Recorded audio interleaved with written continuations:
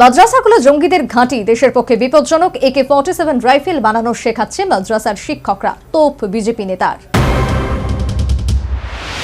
মাদ্রাসা নিয়ে বিতর্কিত মন্তব্য করলেন কেন্দ্রীয় মন্ত্রী বান্দি সঞ্জয় কুমার। তেলেঙ্গানার একটি অনুষ্ঠানে গিয়ে তিনি বলেন, মাদ্রাসাগুলোই আসলে সন্ত্রাসবাদের আঁতুড় ঘর। দেশের জাতীয় সুরক্ষার ক্ষেত্রে ক্রমেই বিপজ্জনক হয়ে উঠছে এই মাদ্রাসাগুলো।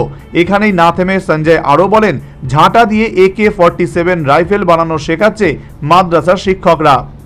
সঞ্জয়ের মতে, ঝাঁটা দিয়ে কিভাবে AK-47 এর মতো বন্দুক বানানো যায় সেই শিক্ষা দেওয়া হয় মাদ্রাসাতে। সেই জন্যই দেশের জাতীয় নিরাপত্তার পক্ষে এই মাদ্রাসাগুলো বিপজ্জনক হয়ে উঠছে। কেন্দ্রীয় মন্ত্রীর আক্ষেপ, মাদ্রাসার জন্য অনুদান থাকলেও সনাতন সংস্কৃতির শিক্ষা প্রতিষ্ঠানগুলোতে অর্থ বরাদ্দ করে না রাজ্য সরকার। তেলেঙ্গানার করিমনগর জেলার একটি মেয়েদের হস্টেলে উদ্বোধনে গিয়েছিলেন বিজেপি নেতা তথা কেন্দ্রীয় মন্ত্রী। সেখানে গিয়ে তিনি বলেন, হায়দ্রাবাদ, সিদ্দিপেট, করিমনগরের মতো একাধিক জায়গায় প্রচুর মাদ্রাসা রয়েছে। সেখানকার পড়ুয়াদের আর্থিক সাহায্য দেওয়া হয়, কিন্তু মাদ্রাসাগুলোর অন্দরে কি হয় জানেন?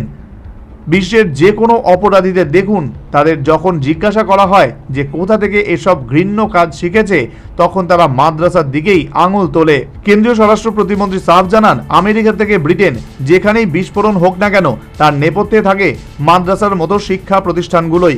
কিন্তু দেশের নানা রাজ্যের সরকার এই মাদ্রাসাগুলোর জন্য বিপুল অর্থ বরাদ্দ করে। তেলেঙ্গানার কংগ্রেস সরকার সহ অন্যান্য রাজ্য সরকারগুলোকে তোপ দেখে সঞ্জয় বলেন, সরকার কি করছে? এই সমস্যা সমাধানের চেষ্টা তো দূর, এই মাদ্রাসাগুলোর জন্য তহবিল তৈরি করছে, শিক্ষামূলক প্রকল্পের নামে অর্থ বরাদ্দ করা হচ্ছে। Bureau report, news vanguard.